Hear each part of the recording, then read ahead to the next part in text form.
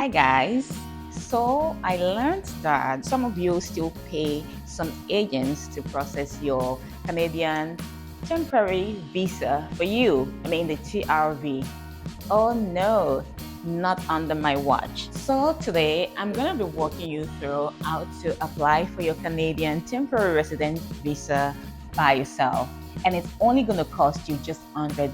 $100 for the visa application fee. You don't have to pay anything extra for any agent, especially if you schooled in Canada. How can you school in Canada and still be paying agents to process your temporary resident visa? And of course, if you are within the same wage bracket as me, you shouldn't even be paying that extra money. However, if you are, say, too busy, you have a busy schedule, then that is quite understandable. Otherwise, you should be processing your visa by yourself. So come with me as I walk you through this process.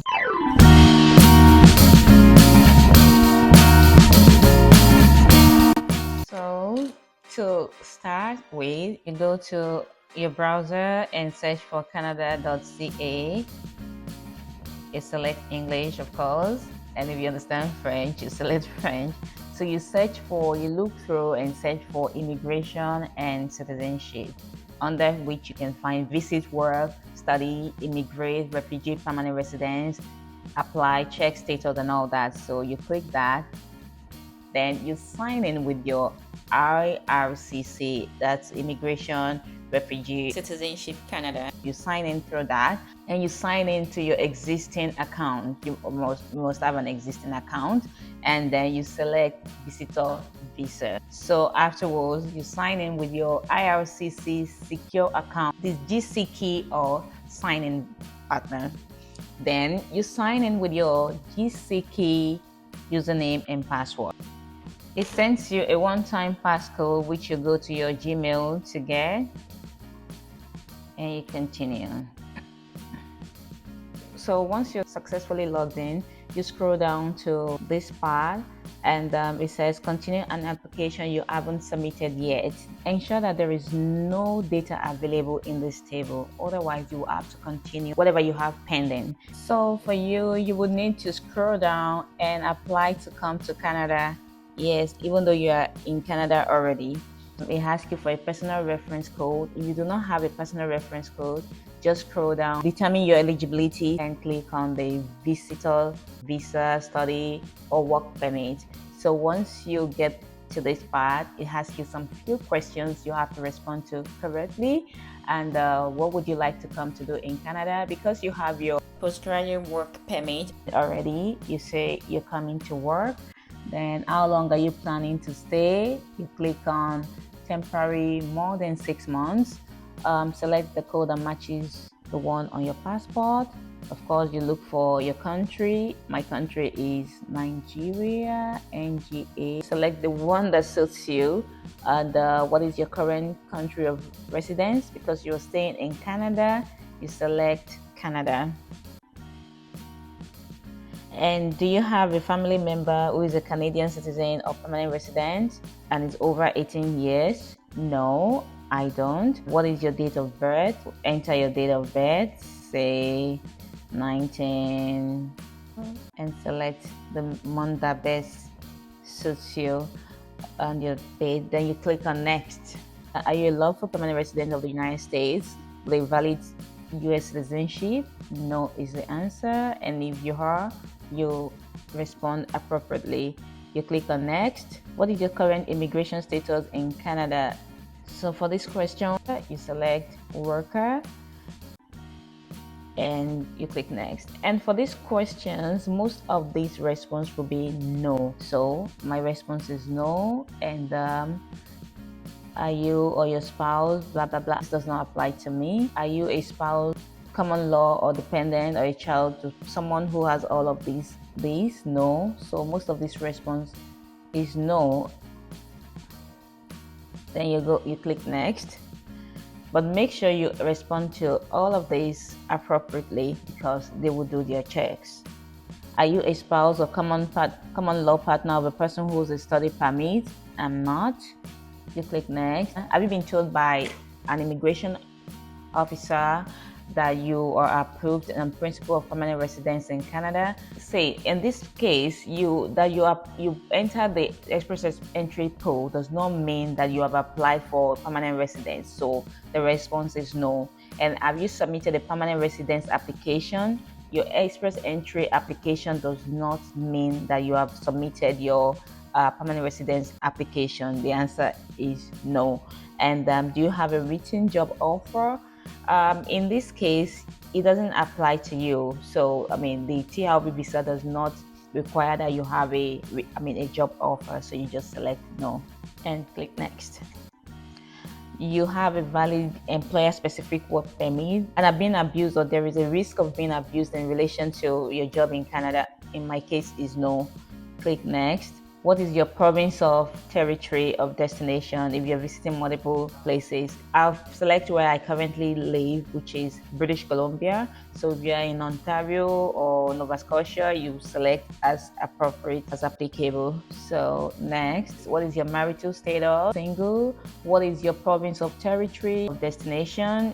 British Columbia. So it says temporary resident visa. You will need a TRV visa to return to Canada if you're working or studying in Canada. Your temporary resident may expire at the same time as your work permit. So blah blah blah. You just continue. Of course, you need a visa to return. So you're almost there. We are going to ask you a few questions and you'll move on. Which of the following best describes your situation? So in this case, I'm going to say I have an open work permit. I have an open work permit because your pgwp, postgraduate work permit, does not restrict you to work with a particular employer. So it's an open work permit. You can work with any employer. So that's what you would select. Okay, so in this case, you click, have you had a medical examination performed by an IRCC authorized panel physician within the last 12 months? No. In my case is no, so I move on. It asks me, do you fit into one of these categories? Health science worker, all of these. I don't fit into this category and I don't plan to work in this category. So the response is no. But just make sure you answer as appropriate as possible in your own case. Then it says, do you want to work in any of this category? The response is no. So just read through and respond appropriately. Do you want to submit an application for a family member? No, it's just myself. Are you giving someone access? This is when you are giving an agent an access to do your visa for you. But in my own case, is outright no. In the past 10 years, have you given your fingerprint, photo biometrics for an application to come to Canada? Yes. When I was coming to Canada for study, I did that. So the response is yes. There are fees associated. Will you be paying your fees or you are exempt? Yes, I will be paying my application fees. Yes, that's that. Then you click next. Are you able to make a digital copy of your document with a scanner or camera? Absolutely. So the response is yes. Will you be paying your application fees online? To pay, you can use credit card, Visa, Master, American Express, etc. So yes, I will be paying online.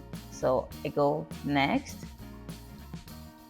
So on this page, you review all of your responses and check through to make sure that there are no errors. And of course, if there are errors, you can always go back to adjust your errors. So you look through, then you continue. These are just instructions regarding you must be logged into your account and all of that. Select button and all this information you can read through to help you figure out. And this is the document format. It could be in PDF format, JPG, and all of these other formats. So you continue. Okay, and this is the document part. This is a very important part. So if you're outside of Canada, you will, if you're within Canada, this is required. The IMM from IMM 5257, it is required. You can see on this part it says required, so you would have to download it to fill it out. And for this part is the same form but if you're outside of Canada, you will need to fill this form. So of course this is required. Your Canadian work work or study permit, you upload that here. And if you click on this question mark, it tells you what is required. You must provide your Canadian work or study permit. This is the official document issued by an immigration officer that allows a person who is not a Canadian citizen or a permanent resident to work or study in Canada. Note, your permit is not the visa that was issued to you in your passport to enter Canada. So just click the question mark to let you know what is required. Of course, you will need a passport. Your international passport is required here.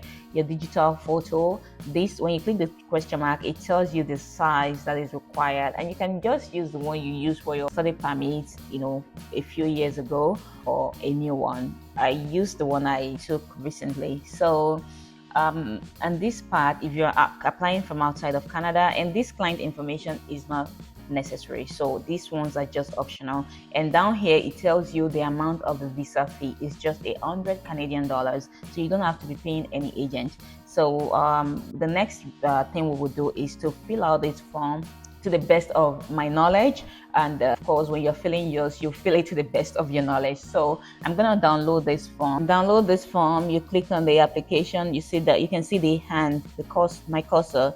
So you click on it, it takes you to a page, then it asks you application for visa, temporary, blah blah blah. Then you click on it to download it. So it's downloaded. So I'll go on the form to fill it out. So to fill the form, first off, you click on validation so that it will highlight every box you are expected to fill. So you start, your UCI number is optional. You can choose to put it, but to get it, you find it in your existing document on the IRCC page, but you can always choose not to add it. And to find it, you can always go back to your study permit application on the IRCC page to get your UCI number and put it. And you want service in English or French, just choose the one that suits you. Visa requested, visitor visa. You click on visitor visa. Family name, this is asking you for your last name or your surname. So I put my surname, then it has your given names. Then you go to the next page. It's asking you, have you ever used any other name like nickname? No. This is not your nickname that you use regularly. It means that have you in your documentation so far, maybe in your study permit or your past visa that you applied for, have you used any nickname in your application? So the answer is no.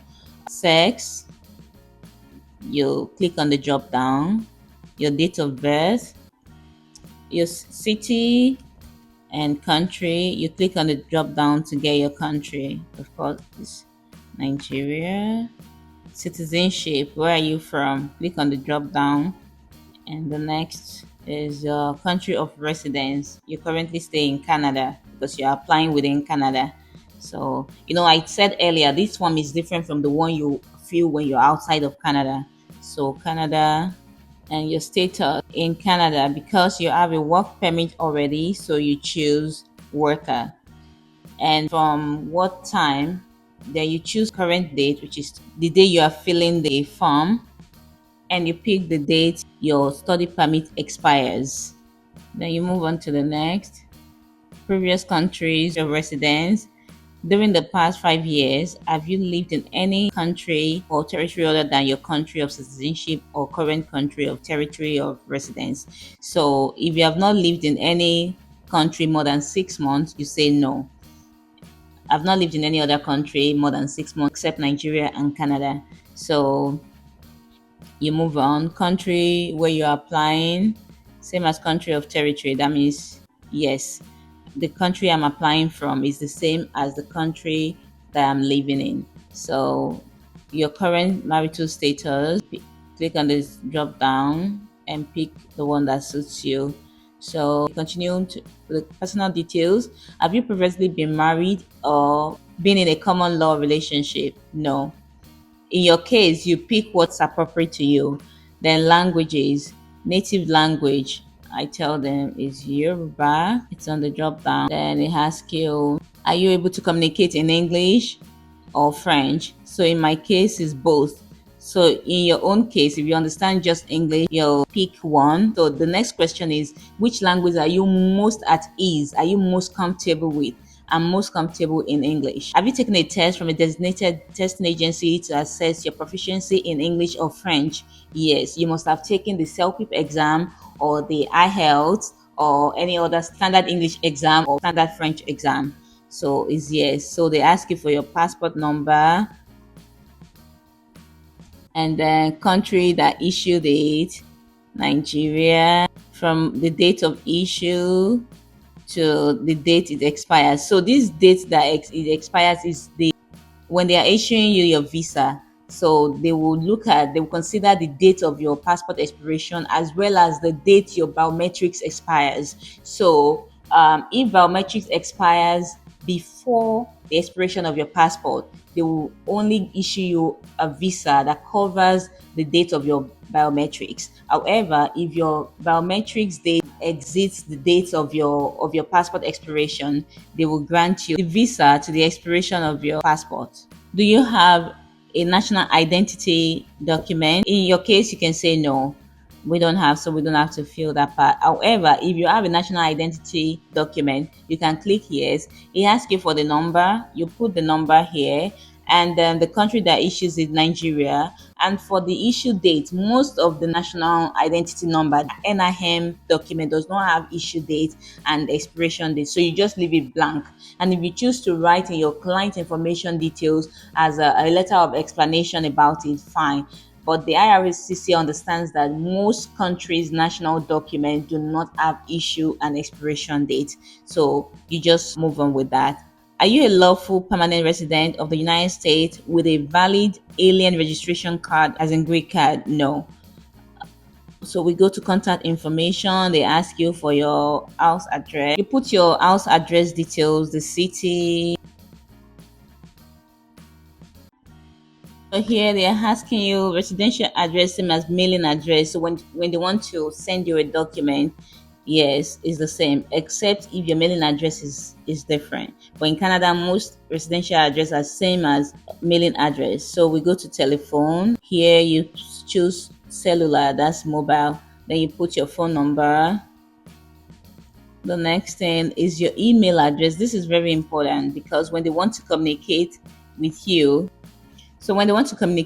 this is the email address they will use to notify you that they have updated your document on their website. We move on to details of visit to Canada. So your purpose to visit Canada is actually to work. Yes, and you are a returning worker because you have a postgraduate work permit already. So wherever you are returning from there. And if you are in Canada, you're still going to choose returning worker. So we move on to indicate how long you plan to stay in Canada. You pick the current date, the date of your application, for instance, today's date, and you choose for here till what time, the date of your postgraduate work permit expiration. Then you go to funds available in your account. It's anything from $10,000. So if you have $10,000 in your account, it's enough. But if you have more than $10,000, you can indicate it. And then name, address, and relationship of any person or institution to visit. So here you can put your employer's name and address for the first place. That's the employer, your current employer. Then relationship, employer, address in Canada. The next name, you can put any of your friends' name, your relationship, friend, address. So for education, have you had any post-secondary education, including university, college, or apprenticeship training? So if you schooled in Canada, you say yes. This is more about your school in Canada. From what here? Field of study. You tell them you did masters, you put it there, it's masters. And if it's post back, you put post back. School to what year, the date you graduated, year and month, city, and the country. Of course, you click on the drop down, it's Canada.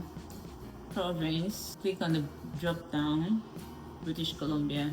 Employment details, you tell them where you're currently working. This is for the current activity. So 2026 05 current activity. the company name, and till date. If you work here currently, just put the current month and the current year. So city, country, Canada, province, British Columbia, BC. Then the next one, you fill it. If you have a previous job, fill the details here, just one after the other. If you don't have any third job experience, just leave it blank. But if you do, you fill that up. So the next one is the background information. Most of this response will be no, except for the visa refusal. So we have, within the past 2 years, have you or a family member ever had tuberculosis of the lungs or been in close contact with a person with tuberculosis? No. Do you have any physical or mental disorder that would require social or health services other than medication during a stay in Canada? No. If you answered yes to question 1 or A, you put okay. So we move on to this. Have you remained beyond the validity of your status, attended school without authorization or work without authorization in Canada? No. Have you ever been refused a visa or permit, denied entry or ordered to leave Canada or any other country or territory? So in my own case is yes. So I'm going to state the reason below. Have you previously applied to enter or remain in Canada? Yes, because I applied to come into Canada via study permit. So that's the correct answer. So here I'm going to indicate that the response 2C. So I'm going to say 2C. And I'm going to tell them the reason.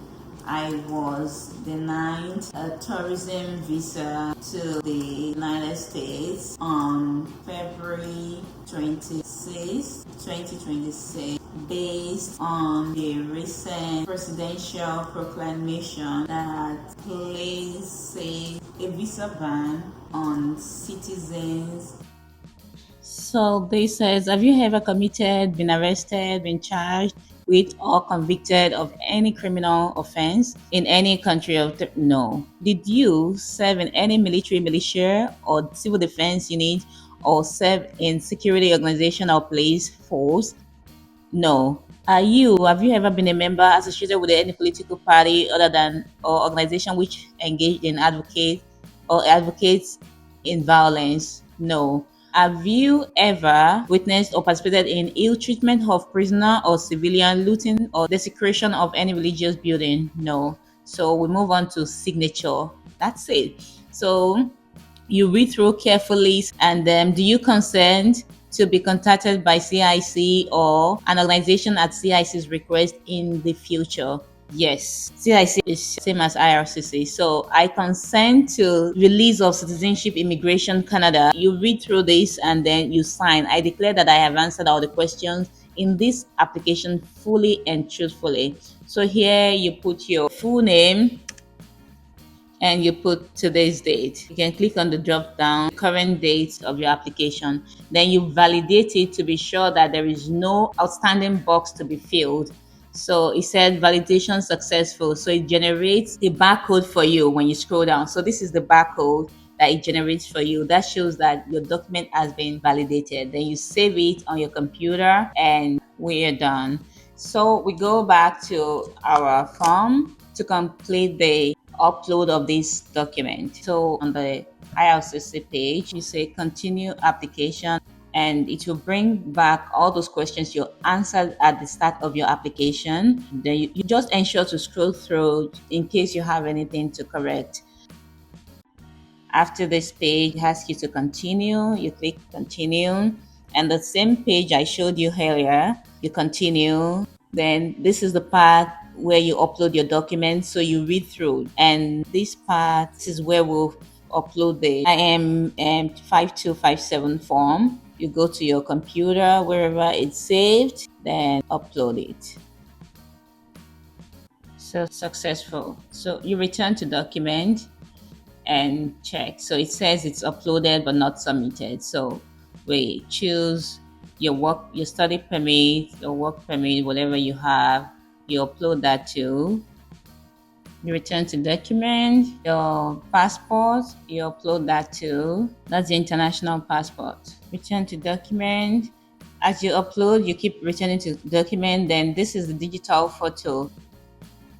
Upload and return to document. So you have the entire document uploaded already. I mean, the required document. These ones are optional. The client information, you don't need it. So afterwards, you click next and it tells you the documents you have uploaded. You have the Canadian study permit or work permit, passport, your digital photo, application of visa, visitor visa, the form IMM 5257, and it also tells you how much you're paying for your visa. So you scroll down, you read the privacy notice, read through gradually, and you consent. So when you get to the consent part, you click on the agree. So it turns to blue, and you give them your given name and your last name.